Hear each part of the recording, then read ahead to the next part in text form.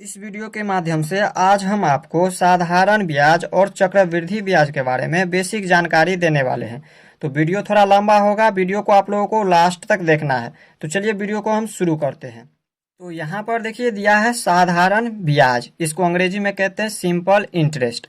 अब देखिए इसमें सबसे पहले आता है मूलधन। तो सबसे पहले हम समझेंगे मूलधन के बारे में। देखिए सभी का परिभाषा जान लेंगे, इसके बाद उदाहरण भी समझ लेंगे, इसके बाद जो है इनका सूत्र समझ लेंगे, जो साधारण ब्याज का सूत्र क्या होता है। तो देखिए सबसे पहले इसके अंदर क्या आता है, मूलधन। तो देखिए इसको अंग्रेजी में कहते हैं मूलधन को प्रिंसिपल। तो देखिए इसका परिभाषा होता है जब हम किसी साहूकार, महाजन या बैंक से कुछ उधार लेते हैं तो यह उधार लिया गया धन मूलधन कहलाता है। अब हम इसको उदाहरण के माध्यम से समझते हैं। अब देखिए हमने एक क्वेश्चन लिया यहाँ पर। अब ये जो क्वेश्चन लिया, देखिए क्वेश्चन में कह रहा है अभिषेक द्वारा महाजन से 4,000 रुपया 10% वार्षिक की दर से 3 वर्ष के लिए लिया गया है। साधारण ब्याज सहित मिश्रधन ज्ञात कीजिए। तो इसमें देखिए ये जो लिया गया, इसमें क्या लिखा हुआ है, साहूकार या महाजन या फिर बैंक से कुछ उधार लेता है, वही क्या कहलाता है, हमारा मूलधन कहलाता है। तो देखिए इसमें उधार लिया जा रहा है, महाजन से 4,000 रुपया क्या किया जा रहा है, उधार लिया जा रहा है 4,000 रुपया। तो ये जो 4,000 है ये क्या कहलाएगा, हमारा ये जो है मूलधन कहलाएगा। तो देखिए उदाहरण में हमने समझा दिया ये 4,000 रुपया। अब इसके बाद हम समझते हैं यहाँ पर क्या है। देखिए इसको ऊपर कर लेते हैं।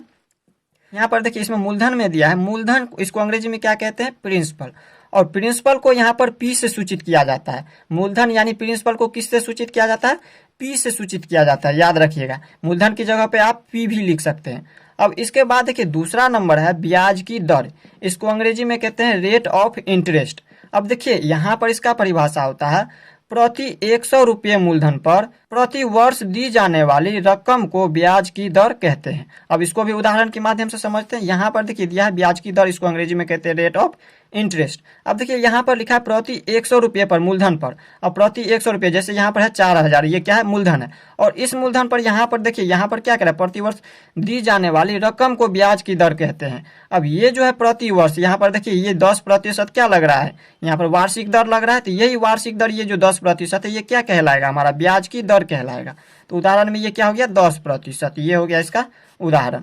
अब देखिए इसके बाद इससे आगे क्या दिया है, इसमें देखिए यहाँ पर है ब्याज की दर में, ब्याज की दर इसको अंग्रेजी में कहते हैं रेट ऑफ इंटरेस्ट। इसको आर से सूचित किया जाता है। रेट ऑफ इंटरेस्ट को क्या चीज से सूचित किया जाता है, आर से। यहाँ पर ब्याज की दर की जगह पर आप चाहे तो आर भी लिख सकते हैं। अब देखिए इसके बाद आता है हमारा समय, इसको अंग्रेजी में कहते हैं टाइम। अब देखिए यहाँ पर इसका परिभाषा होता है जितने वर्षों के लिए धन उधार लिया जाता है वह समय कहलाता है। अब देखिए इसमें यहाँ पर कितने वर्षों के लिए यहाँ पर उधार लिया गया, जैसे यहाँ पर ये जो ले रहा है अभिषेक, जो उधार ले रहा है धन 4,000 रुपया, ये मूलधन हो गया, ये हो गया यहाँ पर ब्याज की दर। और इसके बाद देखिए ये जो 3 वर्षों के लिए लिया जा रहा है, यहाँ पर ये कितने वर्षों के लिए उधार लिया जा रहा है, इसमें 3 वर्षों के लिए। तो ये जो 3 वर्ष है ये हमारा क्या कहलाएगा, ये हमारा समय कहलाएगा। तो समय में यहाँ पर कितना हो जाएगा, 3 हो जाएगा। इस क्वेश्चन की माध्यम से जो समझ रहे हैं, तो 3 वर्ष ये हो गया, समय हो गया। अब इसके बाद देखिए यहाँ पर है समय, और इसको अंग्रेजी में क्या कहते हैं, टाइम। और टाइम को जो है हम टी से सूचित करते हैं। यहाँ पर टाइम की जगह पर टी भी लिख सकते हैं, यानी कि समय की जगह पर आप चाहे तो टी लिख सकते हैं। अब इसके बाद आता है हमारा ब्याज। अब हम इसको ऊपर कर लेते हैं, इसके बाद हम आगे आपको समझाते हैं। अब देखिए अब है ब्याज, इसको अंग्रेजी में क्या कहते हैं, इंटरेस्ट। अब देखिए इसमें क्या होता है, उधार लिया गया धन जब एक निश्चित समय के बाद लौटाया जाता है तो मूलधन के अतिरिक्त कुछ और धन देना पड़ता है, यह अतिरिक्त धन ही आता है। अब इसको भी हम उदाहरण के माध्यम से समझते हैं। इसमें क्या कह रहा है, यहाँ पर देखिए इसमें कह रहा है निश्चित समय के बाद, यानी कि जैसे यहाँ पर 3 साल के बाद कह रहा है, तो 3 साल के बाद इसका जो समय पूरा हो जाएगा तब इसमें क्या कह रहा है, मूलधन के अतिरिक्त, मूलधन यहाँ पर 4,000 है और इसके अतिरिक्त इसको कुछ धन मिलेगा, एक्स्ट्रा धन। अब वही एक्स्ट्रा धन यहाँ पर 10% इसको एक्स्ट्रा धन मिलेगा। तो ये जो एक्स्ट्रा धन इसको मिलेगा, जैसे यहाँ पर 4,000 है और 4,000 में इसमें कुछ एक्स्ट्रा मिलेगा, जैसे इसका 10% कर लेंगे। एग्जाम्पल के लिए मान लीजिए 500 रुपये इसमें एक्स्ट्रा हो रहा है, जब इसका 10% निकालते हैं तो ये एक्स्ट्रा वहाँ पर मान लिए हम एग्जाम्पल के लिए। तो ये जो 500 रुपया एक्स्ट्रा हुआ है, तो ये 500 क्या हो गया, ब्याज हो गया, ये जो एक्स्ट्रा धन लग रहा है। अब इसके बाद देखिए ब्याज में क्या होता है, उदाहरण में तो हमने समझ लिया, जैसे यहाँ पर हमने 500 रुपया ब्याज लगा है तो यही 500 हो गया। जैसे 4,000 पर 500 रुपया हमें ब्याज लग रहा है, वही होता है हमारा क्या, इंटरेस्ट, यानी कि ब्याज होता है। अब देखिए ब्याज, अब इसको हम यहाँ पर अंग्रेजी में क्या कहते हैं, इंटरेस्ट। और इसको जो है हम आय से सूचित करते हैं। इसको क्या चीज से सूचित करते हैं, आय से। देखिए ब्याज रहे कहीं पर या फिर इंटरेस्ट रहे तो उसके जगह पर आप चाहे तो आय भी लिख सकते हैं। अब देखिए इसके बाद आता है हमारा मिश्रधन। अब हम समझते हैं मिश्रधन के बारे में। इसको अंग्रेजी में क्या कहते हैं, अमाउंट। अब देखिए इसका परिभाषा जब यहाँ पर हम लिखेंगे, जब हम मूलधन और ब्याज को जोड़ देते हैं तब यह धन मिश्र धन कहलाता है। अब देखिए यहाँ पर इसको भी समझते हैं उदाहरण के माध्यम से। अब देखिए हमने मान लिया है यहाँ पर 4,000 रुपया, ये क्या है, ये मूलधन है इसका, और इसमें ब्याज लग रहा है मान लिया हमने 500 रुपया। तो ये जो इन दोनों को जब हम जोड़ देंगे, इन दोनों को जोड़ने से ये कितना आ रहा है, 4500 रुपया। अब ये जो 4500 रुपया आ रहा है यही हमारा क्या कहलाएगा, मिश्र धन कहलाएगा, यही हमारा मिश्र धन कहलाएगा।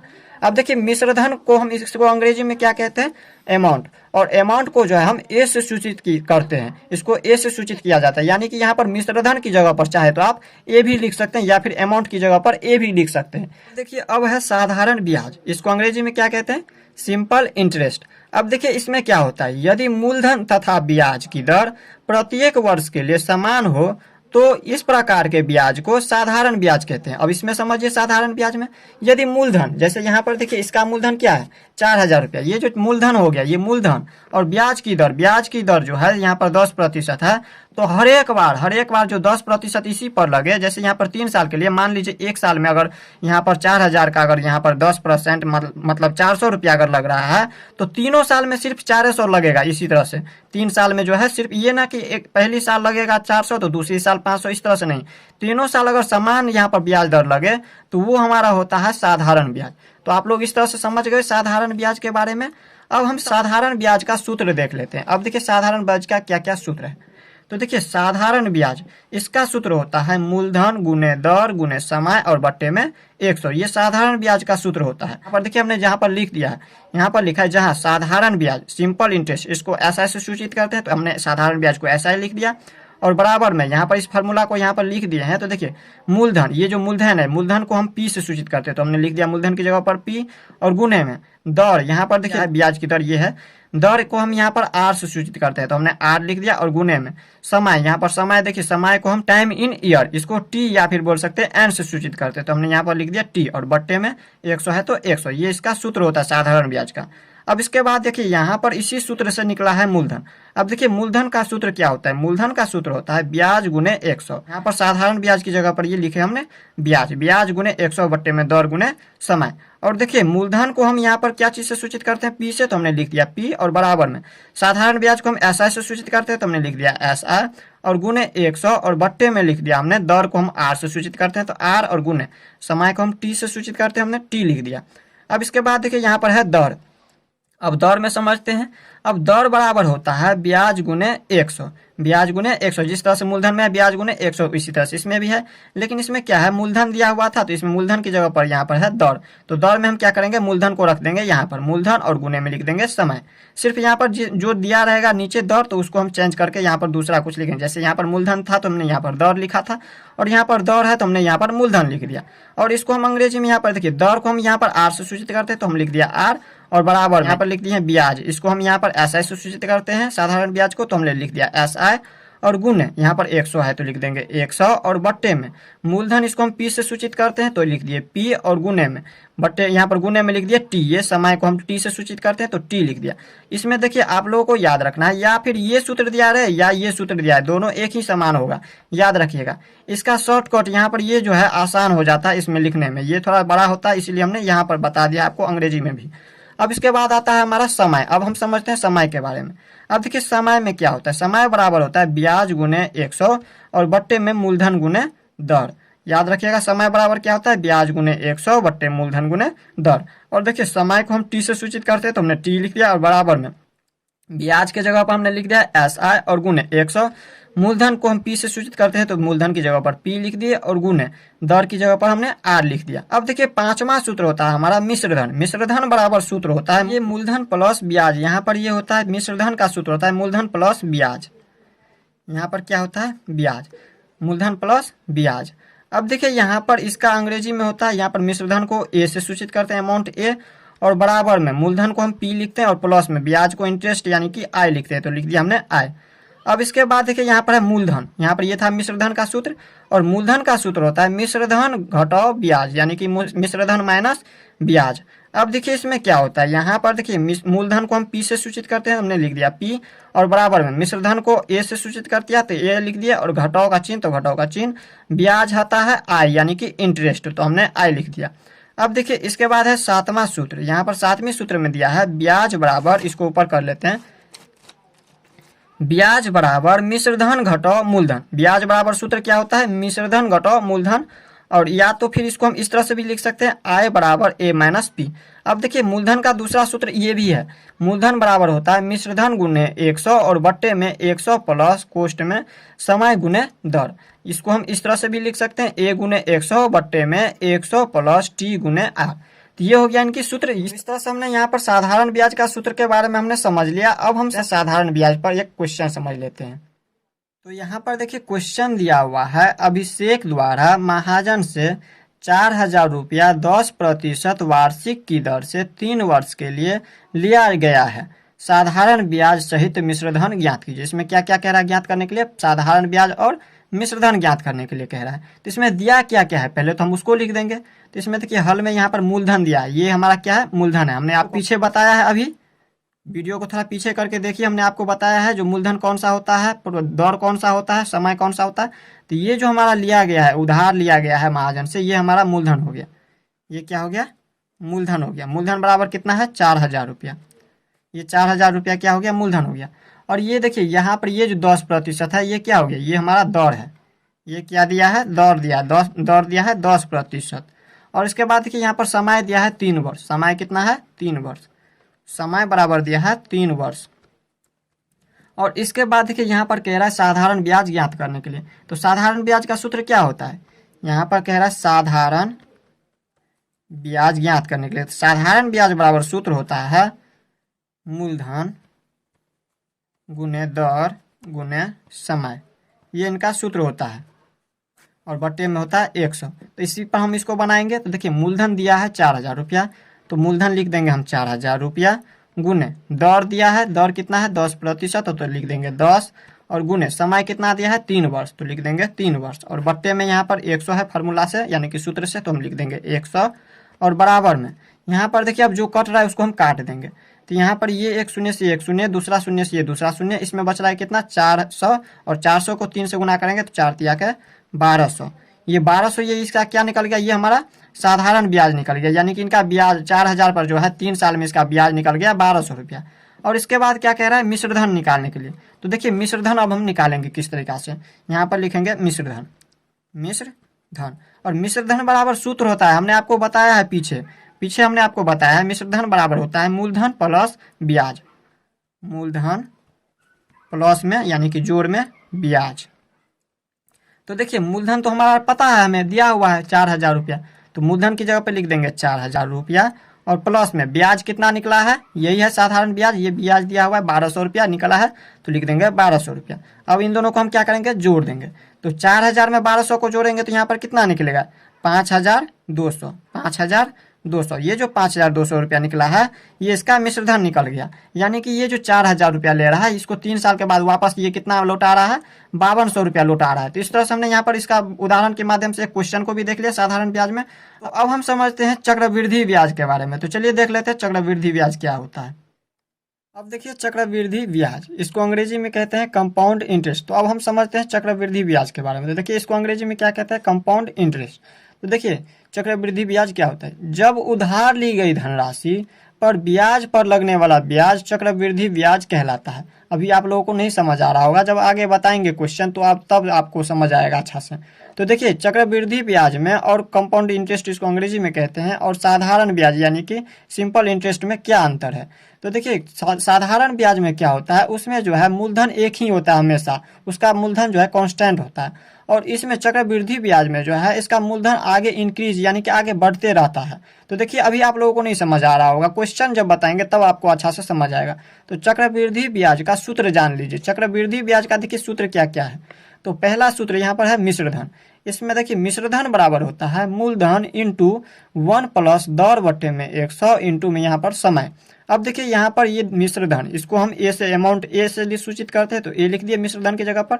इसमें से जो भी सूत्र रहे दोनों समान सूत्र है, याद रखिएगा। ये हमारा हो गया, इसमें शॉर्ट नाम हो गया, इसका छोटा नाम हो गया मिश्रधन, इसको हम ए से सूचित करते हैं। और बराबर में मूलधन को हम पी से सूचित करते हैं, तो हमने मूलधन की जगह पर पी लिख दिया, इंटू में 1 प्लस में, और दर की जगह पर हमने आर लिख दिया यानी कि रेट ऑफ इंटरेस्ट, और बट्टे बट्टे में 100 है तो 100, और समय को हम n से सूचित करते हैं तो हमने n लिख दिया।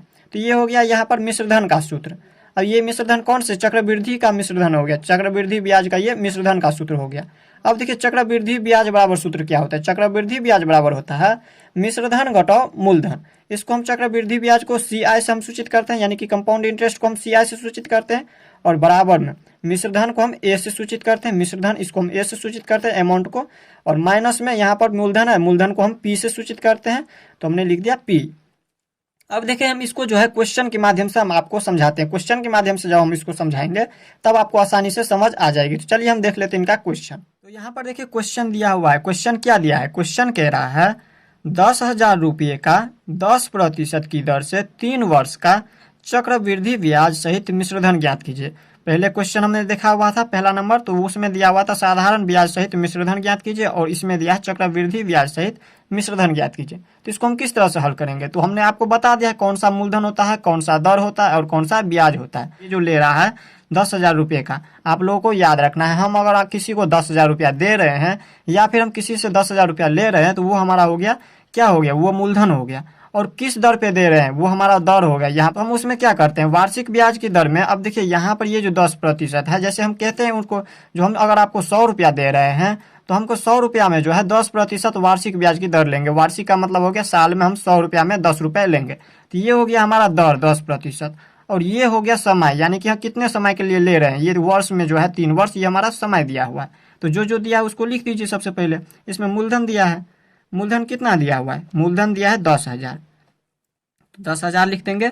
और इसके बाद देखिए यहाँ पर दर दिया है, दर कितना दिया है 10%, तो लिख देंगे दर, दर दिया है 10%। और इसके बाद दिया है समय, समय दिया है 3 वर्ष। आप लोगों को याद रखना है इस बातों को, 3 वर्ष पहले लिख देते हैं, इसके बाद हम समझाते हैं। तो साधारण ब्याज में क्या होता है, उसका मूलधन हमेशा कांस्टेंट यानी कि एक ही होता है, यही होता है मूलधन। लेकिन यहाँ पर चक्रवृद्धि ब्याज में इसका मूलधन बदलते रहता है। किस तरह से बदलता है तो देखिए हम अभी जब बताएंगे, इसको क्वेश्चन को सोल्व करेंगे तब आपको समझ आएगा। तो यहाँ पर देखिए इसमें क्या करेंगे, इसमें 2 तरीका से इसको सोल्व कर सकते हैं, तीसरा तरीका भी है लेकिन 2 तरीका से हम इसमें सोल्व करके आपको दिखाएंगे।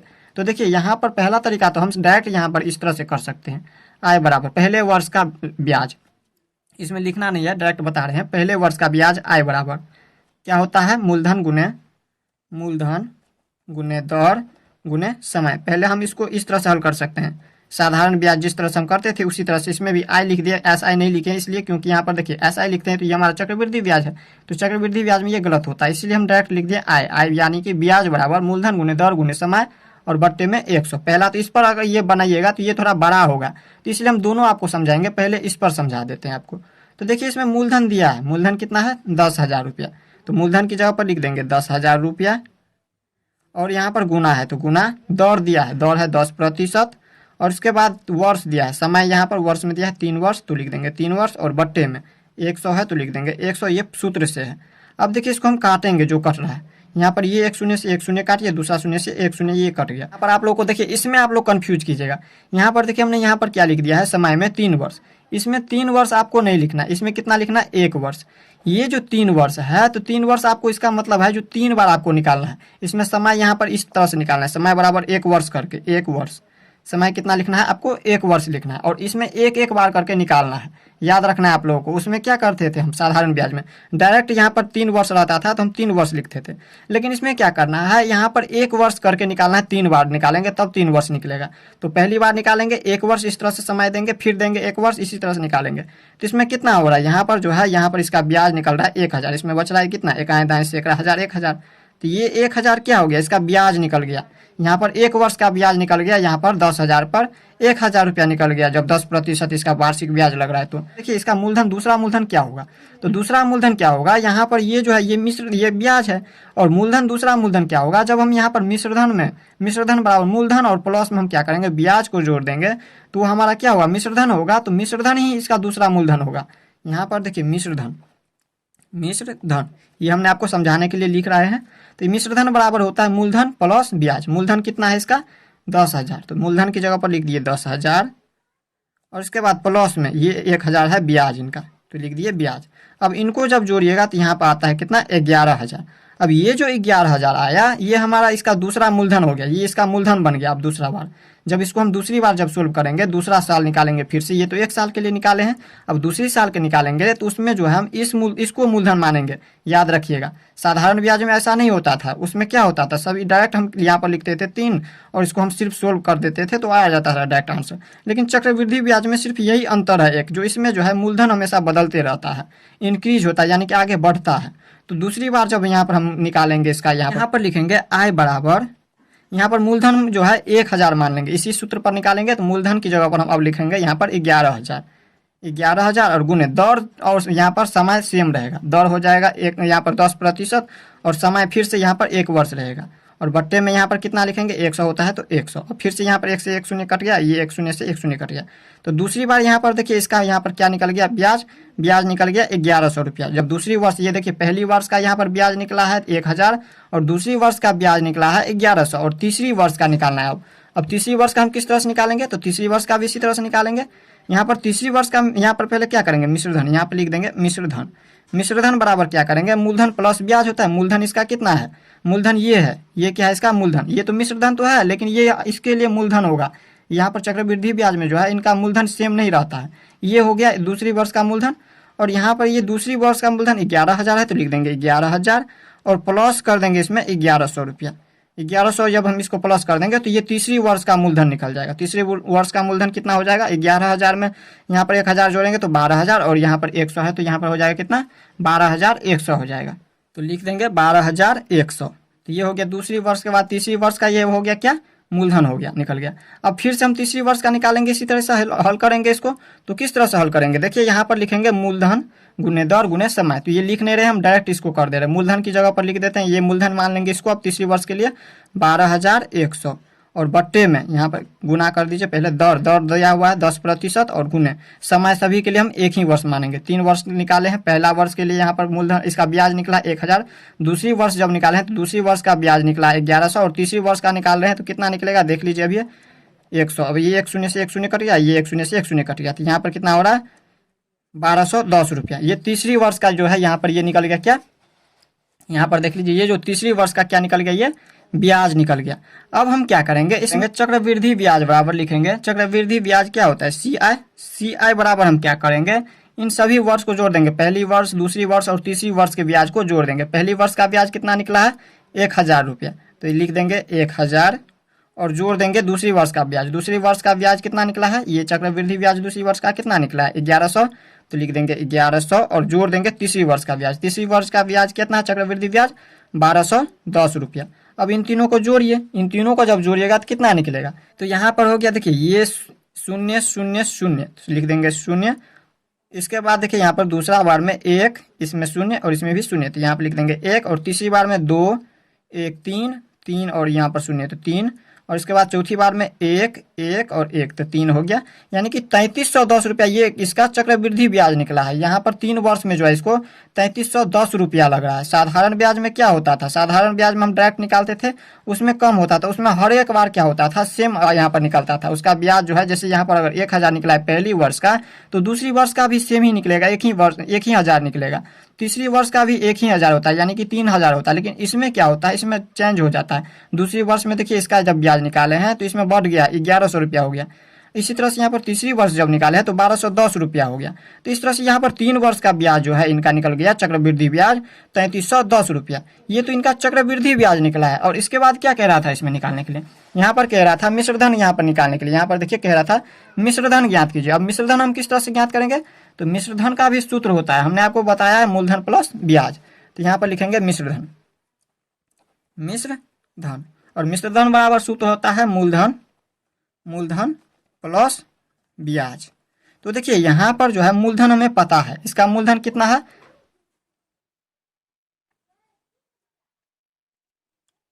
अब देखिए दूसरा विधि से इसी क्वेश्चन को हल कर रहे हैं। सेम क्वेश्चन को फिर से हल कर रहे हैं दूसरा विधि से। ये एकदम आसान है, उस तरीका से हम नहीं बनाएंगे, इसमें दूसरा तरीका से इसका डायरेक्ट फार्मूला से बनाएंगे। तो देखिए इसका मूलधन दिया है, सबसे पहले मूलधन कितना दिया है 10,000 रुपया, 10,000 इसका मूलधन हो गया। इसके बाद यहाँ पर दर दिया है, यहाँ पर ब्याज की दर कितना दिया है 10%, यहाँ पर देखिए 10%। और इसके बाद समय दिया है यहाँ पर 3 वर्ष, समय दिया हुआ है 3 वर्ष। तो इसका देखिए फार्मूला यहाँ पर जो है सूत्र किस तरह से प्रयोग करेंगे। तो इसमें हम लिखेंगे, सबसे पहले क्या कह रहा था इसमें, चक्रवृद्धि ब्याज सहित मिश्रधन ज्ञात कीजिए। तो इसके लिए हम क्या करेंगे, सबसे पहले इसका मिश्रधन निकाल लेंगे तो हमारा चक्रवृद्धि ज्ञात हो जाएगा। चक्रवृद्धि ब्याज ज्ञात करने के लिए हम मिश्रधन पहले ज्ञात करेंगे। तो मिश्रधन बराबर सूत्र होता है, मिश्रधन बराबर सूत्र होता है मूलधन।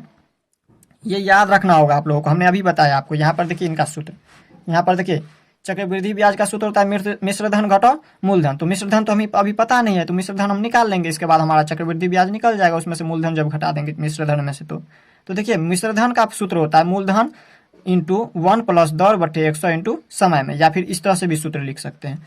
तो यहाँ पर हम लिख देते हैं हिंदी में ही, यहाँ पर लिख देते हैं मूलधन इंटू 1 + दर बटे में 100 इंटू समय। अब देखिए यहाँ पर मिश्रधन निकालना है तो मूलधन तो हमें पता है, इसका मूलधन कितना दिया हुआ है, मूलधन है 10,000 रुपया। तो लिख देंगे 10,000 और इसके बाद यहाँ पर लिखेंगे इंटू में 1 + दर दिया है कितना 10%, 10 और बट्टे में 100 है तो 100, और इंटू में समय दिया है 3 वर्ष, डायरेक्ट लिख दीजिए 3 वर्ष, इसमें डायरेक्ट लिख देना आपको 3 वर्ष। और इसके बाद देखिए 10,000 है तो लिख दीजिए 10,000 इंटू में 1 + ये 1 शून्य से 1 शून्य काट दीजिए। इसमें देखिए यहाँ पर है बच गया 1 और बट्टे में यहाँ पर 10, अब बट्टे में कुछ भी नहीं तो 1, एलसीएम ले लीजिए अब इन दोनों का, 3 है तो 3 लिख दीजिए। अब इन दोनों का एलसीएम लीजिए, पहले 10,000 है तो लिख दीजिए इसको 10,000 को, और कोष्ट में बट्टे में कुछ भी नहीं था तो हमने मान लिया है 1, और यहाँ पर 10 को और 1 का यहाँ पर इन दोनों का एलसीएम लेंगे तो 10। यहाँ पर डायरेक्ट भी कर सकते थे हम, यहाँ पर लिख देते 11/10, लेकिन इसको हम समझाने के लिए आपको क्या कर रहे हैं, एलसीएम ले रहे हैं ताकि आपको अच्छा से समझ आए 11/10 कैसे आएगा, इसीलिए हम यहाँ पर एलसीएम लेकर के आपको दिखा रहे हैं। तो यहाँ पर 1 से हम 10 में भाग देंगे, कितना बार में कटेगा ये 10, तो 10 बार में। तो 10 को हम इस 1 से क्या करेंगे, ये वाला 1 से गुना कर देंगे। तो 10 को हम 1 से गुना करेंगे तो 10, और प्लस में 10 में हम 10 से भाग देंगे तो कितना बार में ये 10 कटेगा, 1 बार में।